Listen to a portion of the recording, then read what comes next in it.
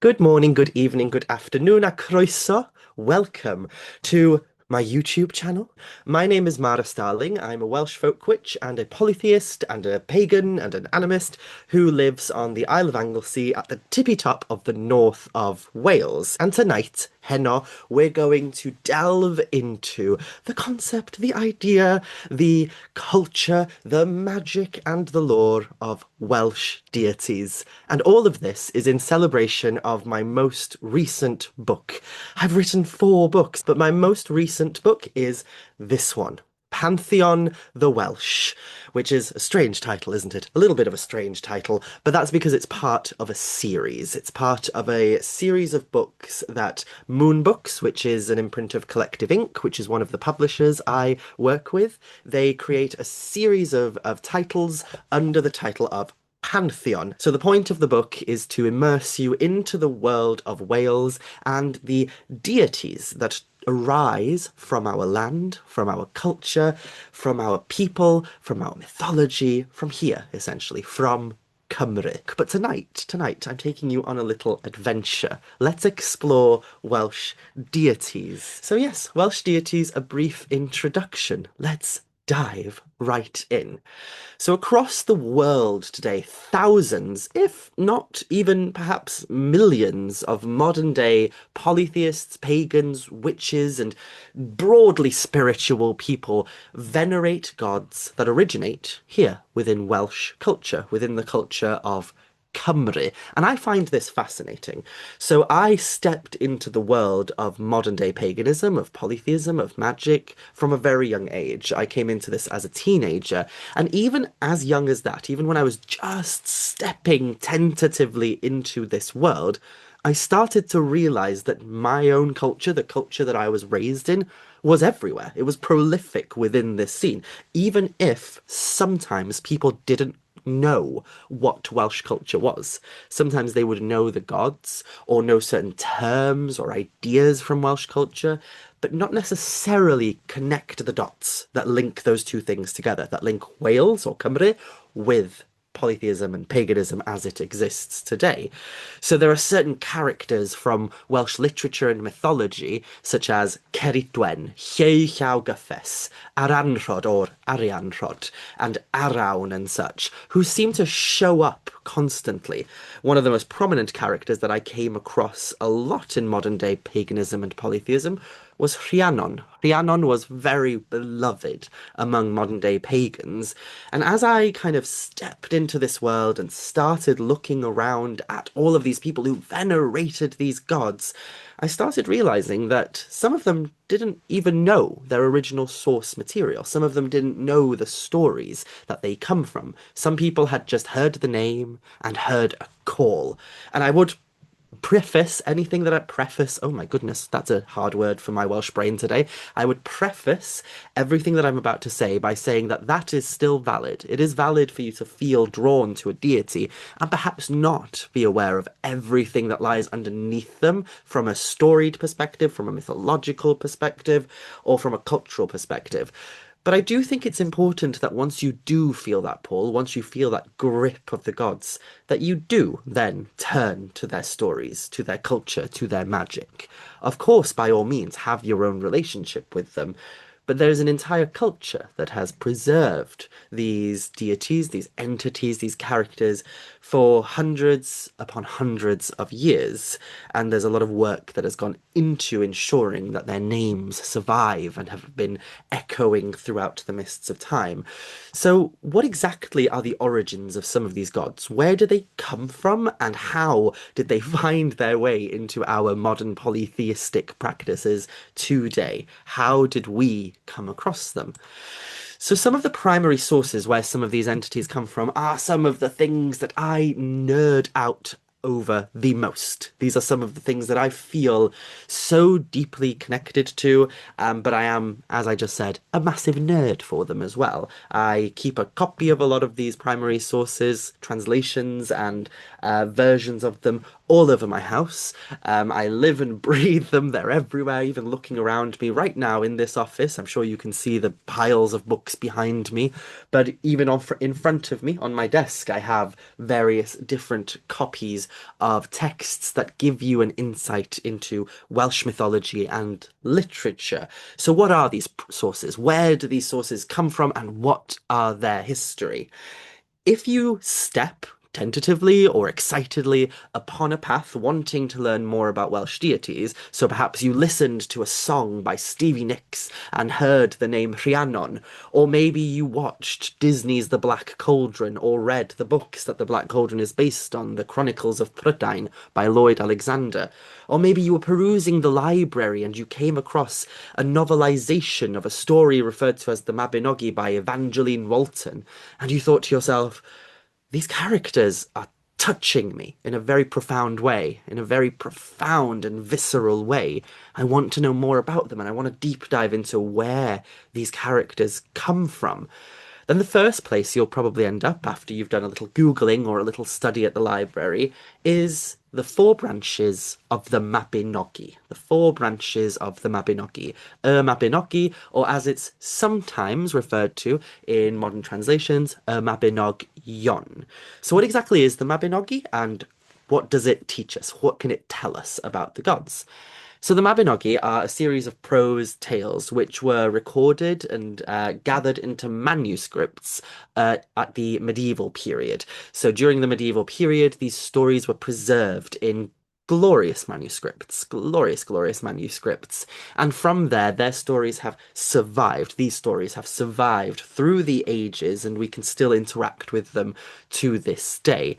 So the term Mabinogi, is a term that specifically refers to four primary stories or story cycles. I'm not sure how to refer to them in that way. We call them in Welsh cynciau or canghennau, which translates to branches.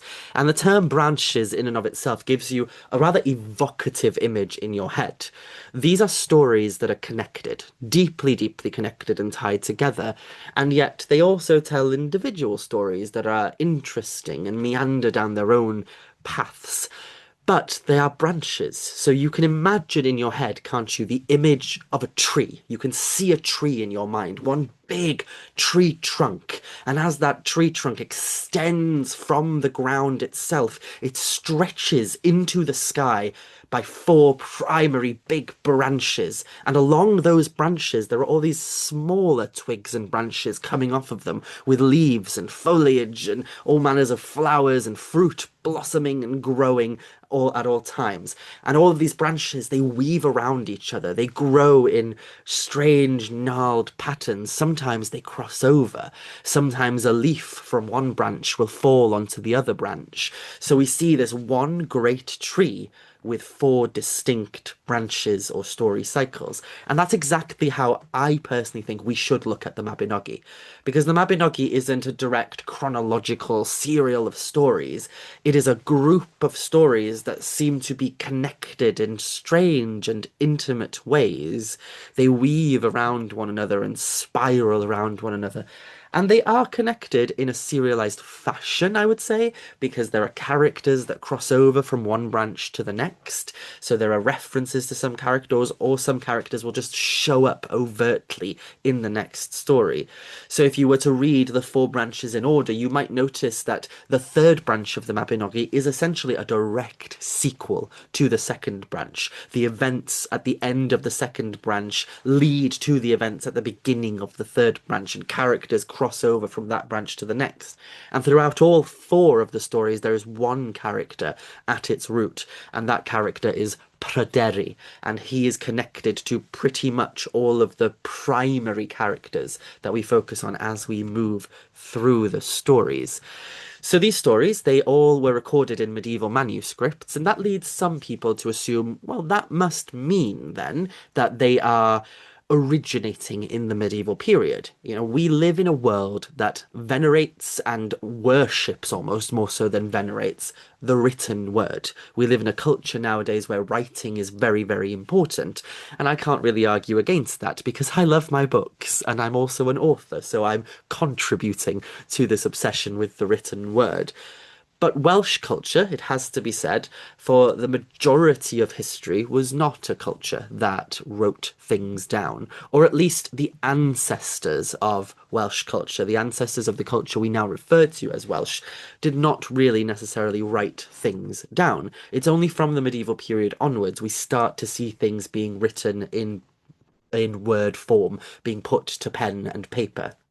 Before that, most culture was orally transmitted. So the stories and our myths and our legends and the things that we sing about with reverence, they were passed down ar lafar, by the tongue. So they were passed down orally. People would have basically memorized a lot of these stories via numerous devices that they might have used, via numerous methods that they might have used in order to memorize the characters, the stories, the themes, the ideas. And they would have shared these stories with their communities. Storytellers would have traveled around and told these stories. But it was in the medieval period that there was a shift in Britain. The culture of Wales, the culture of the Brythonic speaking Celts of Britain, was being pushed to the furthest corners of Britain. It was being pushed into the west, into what we now refer to as Wales and Cornwall. It was being pushed up northward towards what we now refer to as Cumbria and the regions at the borderlands of England and Scotland up there into what is referred to very lovingly as Yr Hen Ogledd, the Old North. So these areas, these were the places that the last bastions of the culture that once used to dominate the entirety of what we refer to as the primary island of Britain. They were being pushed to the edges by copious invasions.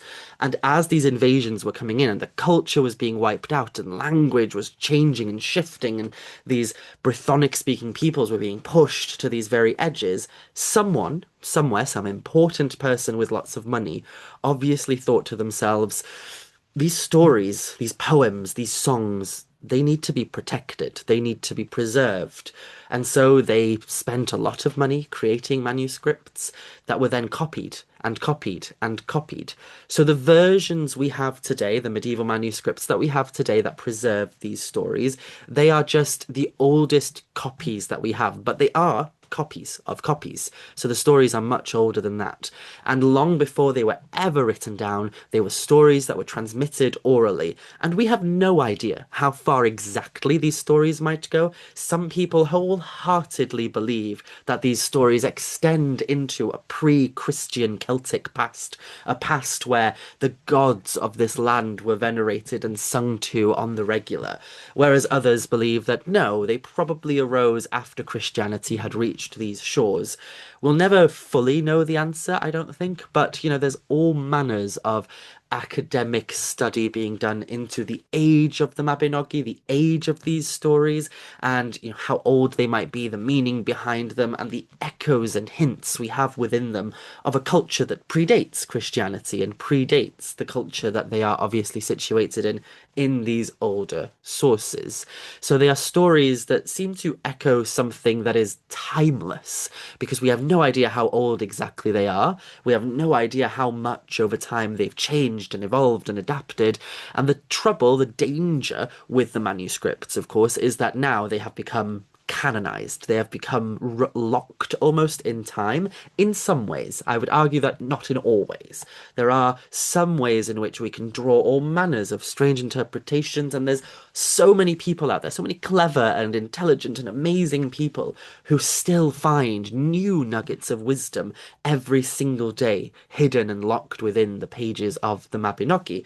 And these stories still speak to us. They still touch something within us. We can see that so clearly in the way that the Mabinogi has influenced and inspired culture to this day. To this day, the fantasy genre would be nothing if it wasn't for the fact that they were following in the footsteps of a Mabinogi. Big, sweeping fantasy books such as Lord of the Rings or The Chronicles of Prydain or Game of Thrones, they clearly draw inspiration from the Mabinogi. And so they are still inspiring us to this day, showing you that timeless quality these stories have. They still touch us. They still relate to the world that we live in now, even though they were written in the medieval period and echo a storytelling tradition which is even older than that. At the very heart of these stories, beyond the magic and the mystery and the mysticism, is humanity, is the pure humanity and our experience of the world. And we can see that being reflected quite clearly. Now, I won't go into too much detail about the history of the Mabinogi right here. If you want to learn more about that, then you can pick up a copy of my Pagan Portals A Mabinogi, or you can read various different articles or watch various videos that already exist out there and learn more about that. But I will quickly touch upon the name Mabinogi. Not so much the meaning of the name, but where it comes from and why we have this discrepancy between Mabinogi and Mabinogion. I do have a video on my YouTube channel which goes into more detail on this, but to summarize it very, very quickly, the term Mabinogi, we have it in the manuscript tradition. It is preserved at the end of some of the stories, so that's where we get the name from. At the end of each individual story, there's a line in the manuscripts that says Ac felly terfynar gainc hon o'r Mabinogi, which translates to, and thus ends this branch of the Mabinogi. So both the idea of these stories being branches and the name Mabinogi comes directly from the manuscript tradition. However, in one of the manuscripts, at the end of the first branch of the Mabinogi, it doesn't say, and thus ends this branch of the Mabinogi. Instead, it says, and thus ends this branch of the Mabinogion. So when these stories were being translated initially into English, primarily by a guy called John Pugh, and then eventually by Charlotte Guest, Lady Charlotte Guest, these stories were looked at as a collective of resources from the past of Wales, and they believed that the term Mabinogion was potentially the plural form of Mabinogi. So they kind of glommed onto that idea, that term, and they utilized it in the translations that we now have that are popularized. And it just became part of the cultural influence of these stories in general. It was part and package of the tradition by then. So these stories were referred to by both academia and by both popular publishing houses as the Mabinogion, the ancient tales of Wales. And so from there onwards, most versions were published as Mabinogion with that ON at the end of it. However, most scholarship now tends to agree that the term Mabinogion is a scribal error. It only shows up in one manuscript, in one place, in a place where it's fairly easy to assume that it was probably a mistake because it's directly, or not directly, but it's close to a word that also ends in that ON. So it might just be that a very tired scribe recording these stories probably just misspelt the term and said Mabinogion. So in looking at it like that, the term Mabinogion just essentially is a misunderstanding, a scribal error that caught on and then took flame like a fire spreading, and now it's hard to separate the terms. So the correct term is Mabinogi, and Mabinogion was a scribal error that has now just become so deeply attached to these stories that it's hard to pull it entirely away. Some academics use the term Mabinogion to denote more than just the four branches of the Mabinogi. So it's the four branches of the Mabinogi plus all the other stories that fit into the traditional stories of Wales, which we see here on the screen, the Mabinogi and the prose tales, and various other things that seem to link with that. So it's a term that you can use if you so wish. I just tend to use Mabinogi, and what you'll find, a strange little thing you'll find, is that most books written in English about the Mabinogi tend to favour the term Mabinogion, whereas Welsh language sources tend to prefer Mabinogi without the ON. So that kind of shows you how the native tradition or the native culture treats the stories and the words versus how outside cultures and outside tellers teach the stories. Beyond the four branches of the Mabinogi, there are other stories which are usually grouped with the Mabinogi because they come from the same manuscripts and from the same storytelling tradition.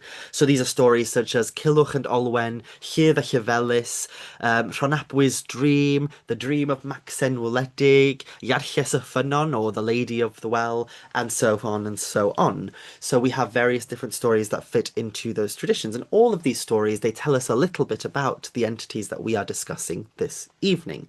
Beyond those prose stories, we also have a traddodiad barddol, the bardic tradition. So this includes things such as the triads. So the triads, if you think back to when I said that these stories were told orally and spread orally, well, one of the devices that the bards would have used and the storytellers would have used to memorize the themes and the characters of the stories were triads. We love threes in Celtic culture. We absolutely love anything if it's in triplistic threefold form.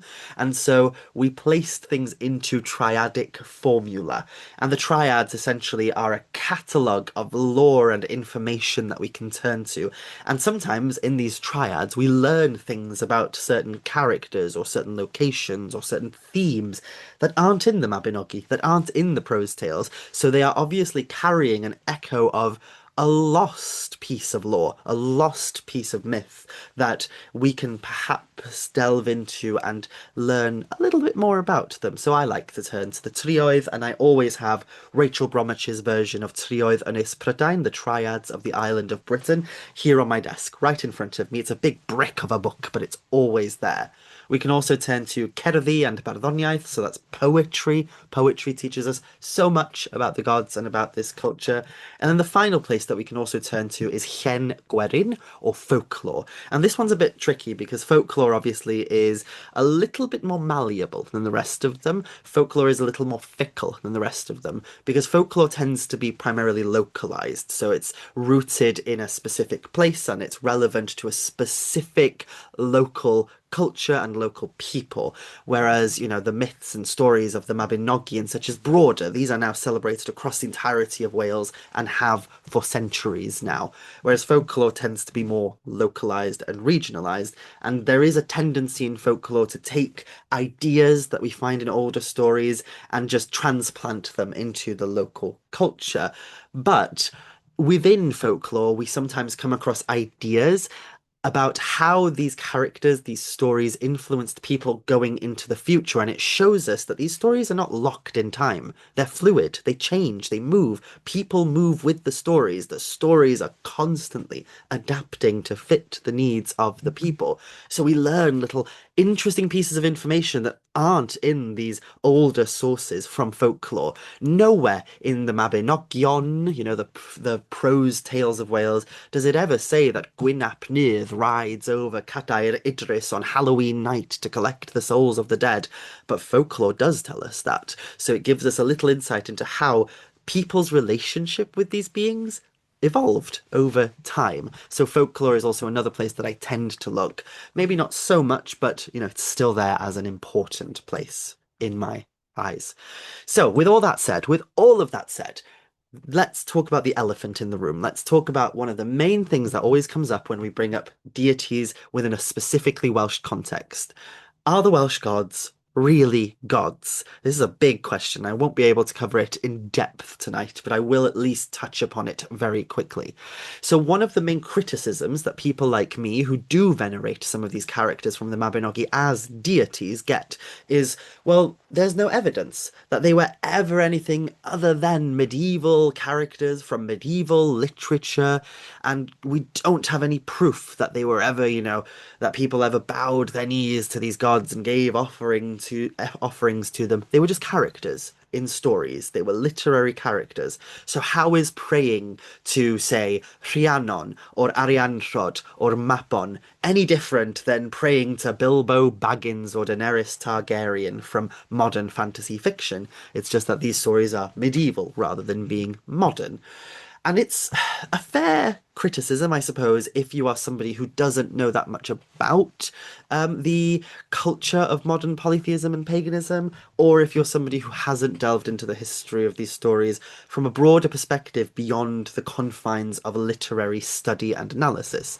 And I will say that a lot of the primary academic study that goes into these stories nowadays tends to favour looking at them purely as medieval Welsh literature, but that hasn't always been the case. Throughout history, loads of academics who have been very influential in the way in which we perceive these stories have looked at these stories as both medieval literature, but also as echoes of something far older. So people like Brinley Roberts and Rachel Bromwich and even Sioned Davies in the modern day have looked at these stories and conceded that yes, there are echoes of something far older in these stories and in these characters.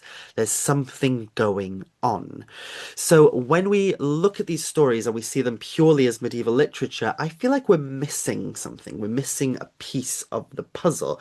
But also, beyond looking at them as ancient stories, as old stories, we have to also look at the fact that things change, things evolve over time. So even if theoretically we were to say that there is no proof of these entities ever having anything to do with ancient gods or anything like that. Well, the fact of the matter is that there are people today who worship them as gods. So they are part and package of modern cosmology to a lot of people. So when we look at it from a theological level rather than just a literary level, then it changes the way we look at it. And I do say, I will say this quickly, I'll get on my soapbox very, very quickly. And if you listened to my recent interview on the Moonbooks podcast, which I don't think is out at the time I'm recording this, but it will be coming out soon, then you'll know I went on my soapbox and ranted about this myself.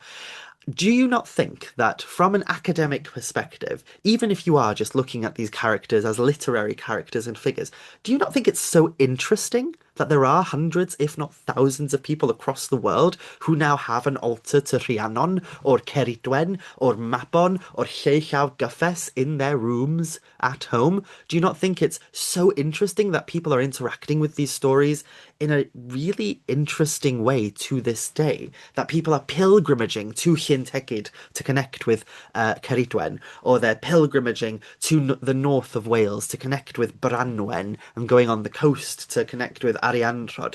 Is that not really, really fascinating? And from an academic perspective, rather than poo-pooing it, shouldn't we be studying it and being curious about it and asking people why? What is drawing them to these characters? What is drawing them to these deities? So I refuse to look at these things as locked to one period of time, because that's not how the stories exist anyway. We know they're from an oral tradition of storytelling. We know that these stories have evolved and changed over time before they were locked into the medieval literary landscape. So why do they have to stop there? Why do we have to look at them as relics of the past alone? But, even if we don't look at them as purely relics of the past, there are hints of something else going on, of something deeper going on. So, what exactly can we look to? So, whilst they are medieval stories, they are copies of stories that originate in an oral tradition of storytelling, which means that they might have origins elsewhere. I've already touched upon how old they might be, and we will never know the true answer. But beyond that, many of the characters also share cognate names and characteristics with ancient pre-Christian deities. There are some characters in the Mabinogi who seem to share cognate names with beings, with deities that we know were worshipped and venerated throughout the past. So within that context, could we say that perhaps the Mabinogi carries an echo, some fossilization, some remains of something older? Perhaps completely. That's not to say that, the ones who are cognate with some of the pre-Christian deities are specifically those deities and nothing else. So it's not to say that, Lleu Gyffes is definitely just Lugos. No, it's that Lleu Gyffes might be a later Welsh reflex of Lugos, and that means that we can glean a lot of information about who Lugos is by looking at Lle and vice versa. So we have these little echoes, these little things that seem to go forth and exist into this realm of polytheistic practice that echoes into the pre-Christian past. And yes, like I said, even those with no evidence of past worship have by now elevated to divine status. That cannot be denied. So there are some characters that we could argue don't have any connection to the divine at all, and yet they're still venerated to this day. I don't know if everybody considers characters like Pwyll or Cigfa as deities, but there's certainly somebody out there who does. Absolutely. So isn't that interesting and fascinating? And doesn't that show a living polytheistic practice rather than just something that's rooted in the past?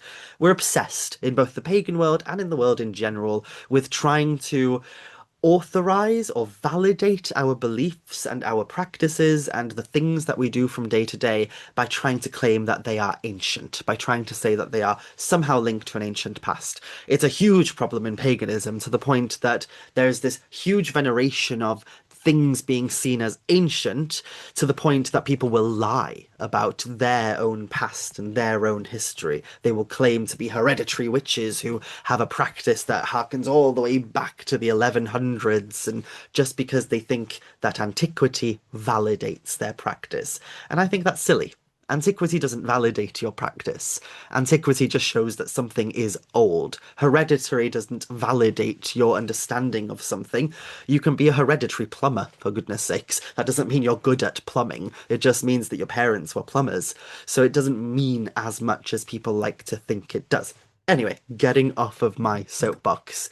One place that we can look to find some evidence of potentially divine status in some of these characters is hidden in plain sight in their names. The Welsh language is a poetic and magical language, and so even personal names for some of the characters in our mythology will give you insights into who they are. The name itself tells a whole story. So as I already mentioned, some names are cognate with ancient deities, so we have some examples such as Mabon being cognate with Maponos, Lle with Lugos, Modron with Matrona, etc., etc. Now, again, I will say this doesn't mean that they are the same. That doesn't mean, Mabon is Maponos or Lle is Lugos. Perhaps you see it that way, but it doesn't mean that that's exactly what is going on. It just means that obviously there is some perhaps continuation going on here, perhaps an echo or a reflex or some strangeness going on here. So we do have some evidence of a connection to a pre-Christian pagan past. But beyond that, there are other characters who carry hints of divinity in the etymology of their names as well. So some examples are Rhiannon and Cerid Wen. So if you look at Rhiannon there on the screen, Rhiannon with that on at the end, similar to Modron and Mabon above it. So that on, that suffix of on at the end of a name, it translates roughly to mean essentially great or exalted or divine. Literally divine. So names like Rhiannon, if we break it down, we could translate the name Rhiannon to either mean the great mother, the great parent, or the great queen, or the divine mother or queen. There is an instant hint there of divinity because she is the exalted divine queen. It's in her name. Similar with Modron, which also means divine, exalted, great queen. Mabon being the divine, exalted, or great son or child. Cerid Wen has that wen at the end of it, that suffix of wen, which translates to mean venerated or blessed or holy. So she is Cerid Wen, and there's lots of different interpretations of what Cerid Wen's name might mean. My personal favourite theory is that it means the blessed crooked woman, the blessed woman who is angular and shapes herself and moves in angular fashion. So Cerid Wen might be she who is the blessed crooked woman. So there is certain hints hidden in plain sight. And my good friend Christopher Hughes, he refers to this idea, this notion of, these things being hidden in plain sight as linguistic archaeology, which I love. I absolutely adore. But I have to give Christopher credit for that. I didn't create that. Christopher did. I don't know if he created it, but he's the one who made me aware of that term, at least. So, moving on from all that, what's my experience with the gods? Where do I fit into all this? How did I feel a connection to these gods? Well, my own personal relationship with these beings goes back all the way into my childhood. I was raised within a Welsh-speaking area of North Wales, and I was fortunate and privileged enough to have gone to schools, both a primary school and a secondary school. So that's kind of like elementary school and high school for those of you outside of the UK. Both of my schools, they pushed the ideas of essentially delving into our local stories, our local mythologies. I was very fortunate to have passionate teachers who were Welsh speakers, who were Welsh people, who loved our mythology, our magic, our folklore. And so I've grown up with these characters or deities. I've grown up with Rhiannon and Ceridwen and Blodeuwedd and Lleu and Gwydion and Manawydan. They have been part of my life always. In my earliest days, they were seen as just, people from the past. These stories were presented to us in Wales as if it was part of our cultural history. So I saw them as people that lived in the past. I grew up in Aberfraw, which, if you've read the second branch of the Mabinogi, is where Branwen was married. It's a location that is connected intimately with the children of Hir. So that's Bran, Branwen, Manawydan. So I had these stories there in my playfield, basically, in the places that I played in as a child. But my practice evolved when I eventually found out about modern day paganism, witchcraft, magic, and polytheism. At the age of 13 or 12 or something like that, I started reading about paganism and magic and witchcraft after finding books in charity shops, and they spoke to me on a visceral level. And obviously, it stuck with me because here I am, living in this strange and weird world of paganism, polytheism, and magic to this day. It has influenced my life throughout the entirety of what I remember anyway. But most of those practices, most of the things that I do now, their root is in my relationship with my land and my culture. So that picture you see on screen right now of me with my arms out all dramatically on a cliff overlooking the sea, that's Trwyn. That's the Trwyn, or we call it a peak locally in Aberfraw. So it's a cliff that overlooks the Irish Sea. In front of you are the mountains of Eryri. The sea is beautiful and gorgeous, and the land there sings in harmony with both the sea and the sky. And you might see surrounding me are these little rocks, and they're the remnants of an ancient monument, because that's another thing I grew up tripping over, essentially, were ancient monuments that seemed to hearken to a past that predated the churches and chapels I walked past in the village. And that place is my favourite place in the whole world. That, I believe, is where I first connected with the gods. There, in that circle of stone, looking up at the sky, hearing the crashing of the waves of the sea, and feeling the power of the land beneath my feet, that's when I heard their songs. And that's when I first started to develop and build a relationship with the gods of Cymru. So one thing I have to touch upon before we move on is, why do I call myself a Welsh polytheist? Why do I call myself specifically a Welsh polytheist rather than, for example, a Brythonic polytheist or a broadly Celtic polytheist? Because these terms, they lock us into things, don't they? And I have had people turn around and say, oh, the term Welsh polytheism doesn't make sense. Welsh polytheism does not exist. It can't exist because Welsh culture didn't become into being. How do I say that in a more profound way rather than stumbling over my English? The Welsh culture didn't arise until after the Christianization of Britain. So Welsh culture is a direct descendant of the Brythonic culture of the island of Britain. So it does have ancient ancestry, but what we now refer to as Cymru, as Wales, didn't exist until after Christianity had come to these shores. So how can I call myself a Welsh polytheist when that doesn't make sense? Because Welsh culture isn't polytheistic. Welsh culture doesn't have a polytheistic past. And to all that, I just, say, oh, shut up. Essentially, if I'm feeling very grumpy that day, I just say, oh, shut up. It makes sense to me. So I'll explain to you now why it makes sense to me. So my relationship with the gods is rooted deeply in my own cultural understanding of the world. And that cultural understanding is within the context of Cymru, in the context of Wales.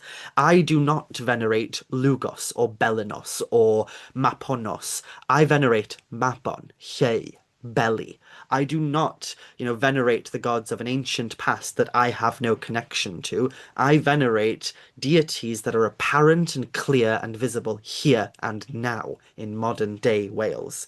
So the idea that I need to look to some antiquated past in order to validate my modern day polytheistic practice is just silly to me, and it goes back to that conversation we just had about antiquity and authenticity. It doesn't validate my practice in any way, and it would feel insincere of me to call myself a Brythonic polytheist or a Celtic polytheist broadly when I don't really interact with the Celtic gods outside of the context of Welsh culture specifically.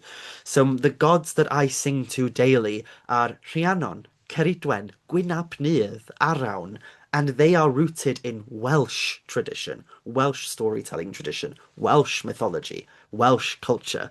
So my expression of polytheism is rooted predominantly and primarily within my understanding of the world from my specific Welsh upbringing.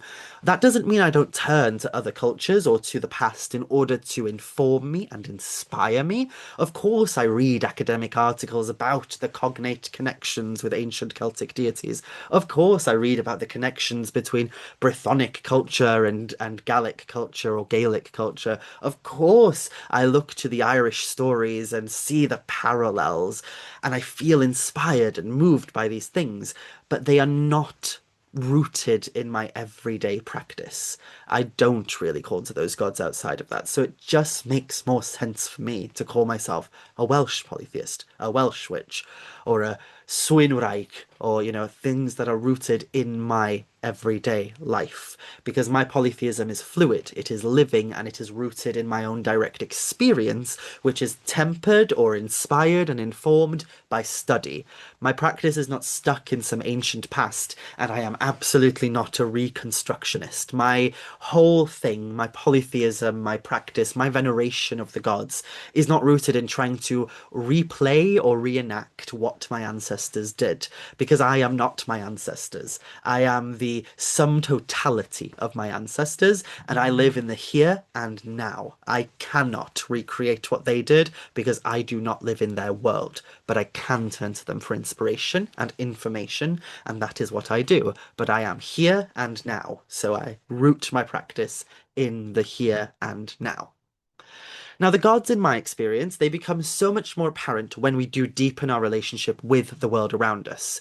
Many of them express a connection in some manner, in my opinion, with the three realms of land, of sea, and of sky. And I will preface everything I'm about to say with, we have moved now from the realms of, the academic study or the actual history of these polytheistic divinities that we venerate today and into the realms of my own personal practice. So a lot of this is my own UPG or the things that I've learnt from being initiated into certain traditions of polytheism and magic today. So some of this will make sense to you and some of it won't. I ask you to take what makes sense and, feel free to, in your mind, don't say it out loud, critique, what you don't feel a connection with. So in my experience, most of the deities do express a connection in some manner with the three realms of land, of sea, and of sky. But our gods do not fit neatly into boxes which, make them out to be the god of bleh. You can try to, create Pokemon style cards of the gods and say they are the gods of this, they are the gods of that, box them into neat compartmentalized areas, but it just doesn't work with the Welsh deities. You can't really say Rhiannon is the goddess of and name one thing that she governs over because they're far more complicated than that. It's so difficult to do it. And from what I've heard, there isn't really a culture where that is a thing either. It's something that is done because it's an ease, it's a comfort, comfort for our minds, but gods are so much more complicated than we give them credit for. Even in cultures like, say, the classical cultures of of Greece and Rome, where we do see this obsession with saying, Zeus is the god of thunder and lightning and the king of the gods, Poseidon is the god of the sea, Hades is the god of the underworld. Even those gods are far more complicated than that, and that's absolutely true for Welsh deities. I find it's very, very hard to narrow them down to one thing. Hence why, if you look at any books written by people like me or Christopher or anyone who venerates the gods of Wales, you will notice that when we write about specific deities, we never just say Ceridwen, goddess of Awen. We say Ceridwen, goddess of inspiration, witchcraft, magic, Awen, and we go on and on and on because it's so hard to narrow them into one tiny box. But we can hear their song in the beating heart of the land itself, and it's in the land I find the majority of the connection with the gods. And that's not to say that they are restricted to here, to Cymru, because the land echoes that same idea everywhere. I have felt the presence of Ceridwen in New York City just as much as I have here in Cymru. And Bran Bendigeidfran, he has associations with places like London, which is not within the confines of modern day Wales today. Many of these deities exist beyond the borders of Welsh culture and can be found pretty much everywhere. So it's important to try and build a connection with them, in my opinion, beyond the books, beyond the written sources, and go into the realms of the land itself, the land, the sea, and sky. And we can see this connection with land, sea, and sky within their, again, like Christopher says, linguistic archaeology, the connections we have with their names, the etymological links that exist within their names. So a lot of people, a lot of modern day polytheists who work specifically within the Welsh context, we see a lot of the gods split into those realms of land, sea, and sky. And that's not to limit them, that's just to help us understand them better. That's just to help us forge a deeper connection with them, because we are human and we like to try and simplify things. So one thing that you will notice if you try and delve into deities is some of them fit into what we refer to as lineages or houses. So these houses, or the most defined houses, the houses that we see the most, are ones like the House of Hir, the House of Dawn, and the House of Belly. And we can see a direct link with land, sea, and sky with these three, because here, etymologically and linguistically, is a term that means the sea. It literally comes from the word for the sea. Dawn, on the other hand, has associations with rivers and with the way in which rivers give life to the land. So we can associate dawn with the land. And belly has associations with the thundering skies and rays of light. And so we can associate it with the realm of sky. So this is an easy way to kind of try and make things a little more digestible and approachable without limiting or without trying to narrow them down to very base things. That doesn't mean that these gods are just gods of the sea, gods of the land, and gods of the sky. It just means that through this method, we can essentially try and build a relationship that makes more sense for our human brains. So these associations help us to understand the deities who fall under those households or family lineages better. So the gods of sky, for me, would be associated with light, with skill, with the mind, with the way in which we direct our thoughts into action. The gods of sea would be associated with connection, the other world, relationship, with matters that govern the soul, because of the fact that the word sea has an etymological association with soul. The gods of land, on the other hand, are associated with the conscious, material elements of the world, the here and the now. So the House of Hir includes deities such as Bran, Branwen, Manawydan. The House of Dawn, or land, would be Aranrhod, Gwydion, Gilfaethwy, a Amaethon, Govannon. The House of Belly, sky, would be Caswallawn, Hydd, Llaw Eraint, Lleu Llaw Gyffes. So we see some of those qualities that I just talked about in these characters, in these deities, or at least I do, within my own perspective. I see an association with connection and relationship when I look at Bran and Branwen and Manawydan. I see an association with the imminent, with things that are in the here and now, with the material world. When I look at Gwydion, Gilfaethwy, Amaethon, Govannon, Aranrhod, And I see these broader kind of mind-based ideas when it comes to characters such as Hir Llaw Eraint, Lle Llaw Gyffes, and the way in which they direct thought into skill and action. Now, the House of Dawn and Beli Mawr are intimately connected due to Beli and Dawn being presented in some sources as consorts, and so the deities within these lineages cross over. So, characters or deities such as Arianrhod or Aranrhod, she straddles, in my mind, the realms of land and sky. She is rooted in locality and the here and now, but she is also a goddess associated with the turning of the great wheel, both within and without us. And so she's both a broad thought-based concept which I'd align to sky, whilst also being here and now. So that gives you an insight, I hope, into one way that I connect with the gods, and perhaps it helps, perhaps it does, or perhaps it doesn't. Perhaps you're looking at this and thinking, no, that doesn't work for me, and that's absolutely fine too. But there's also, of course, the House of Annwfn. Beyond all these, there's the House of Annwfn, and these are characters that are not associated with any of those lineages, but instead with the other world. Annwfn is our native concept of the other world, and is connected intimately with the concept of Awen. Awen is the divine, holy breath of inspiration, which moves and shapes the world and causes us to give birth to divine teachings, to divine poetry and wisdom and art and magic into the world.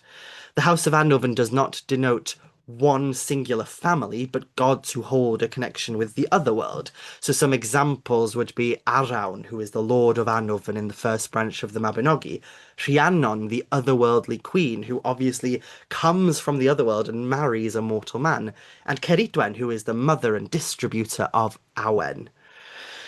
And beyond the stories that we've already explored in the Mabinogi, the deities can also be found in the landscape itself. The land itself holds memory of something ancient.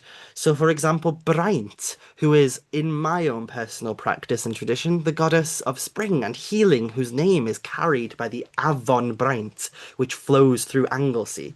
Rivers carry names of goddesses, usually, and Braint is one of our primary local deities here. Her name is cognate with Bridget, who you can see in Irish tradition, and also potentially the Brittonic Brigantia. So we see connections with other goddesses here, and we can find relationship by delving into these subtle but intimate connections. And then one of the primary deities that I work with daily is Morn. Morn Mam Cymru, the Mother of Wales, the personification of the island upon which I walk and interact with daily. She is our great mother, and we refer to her in Welsh as Morn Mam Cymru, Morn, the Mother of Wales. If you visit us here in Anglesey, you will pass a sign as you cross onto the island that literally says Morn, Mother of Wales. She feeds the entirety of Wales, and so we see her as a living, animate being who nourishes us and cares for us. The gods are not just found in books and texts, they're found here, beneath our feet, right here and now. And of course, beyond all that, we can also perhaps see the dragon herself, a ddraig goch. And yes, draig in Welsh is a feminine term, so we refer to her as she. The ddraig goch, the red dragon, can also be interacted with as a divine entity. She is the living, animate embodiment of our resilience, survival, and passion. She is the fire at our hearts, and a reminder that strength is not always brute force. Sometimes strength is subtle. Sometimes strength is something that is just singing quietly beneath, and we know when to invoke our strength and bring it to the forefront, just like our dragon, who was described in myth as being somewhat timid compared to the white dragon of the invading forces. But she's there, and she constantly fights back, and she always rises again, though she looks defeated. And that is something that a lot of us here in Wales feel a strong connection to. So we draw upon the telluric power of the red dragon when we feel disempowered, when our culture is under threat, or even just when we feel pride in who we are. And at the end of the day, at the heart of any polytheistic practice is relationship. Our relationship with the gods aids us in strengthening our relationship with place, with land, with self, and with our communities. I always say to everyone, at the very heart of my witchcraft, polytheism, druidry, is relationship. That is the main thing. My relationship with my community of both human neighbors and loved ones and family, but also non-human neighbors. My neighbors of the green, my neighbors who are rock and tree and stone and leaf and root and bark, but also my neighbors that are unseen, perhaps. But also, my community extends to the gods themselves because they're here. They're in the landscape itself. They walk among us. They're not out there somewhere. They're here. They're with us constantly. My love for the gods, and yes, I say love, I love the gods deeply and intimately, has led me to fostering strong relationships with the place that I call home, my own culture. The people in my community, and by extension, helped me to better understand myself and the way in which I walk this world. And that's why I wrote a whole book about it. I wrote a whole entire book about the subject. So this has been a brief look. This has been a very, very brief look into some elements of my own polytheistic practice and how I draw inspiration from the culture I was raised in. There is so much more that could be said, and I've gone on for much longer than I thought I would talking about this. But there's just so much that could be said, and this was me being brief, summarizing it.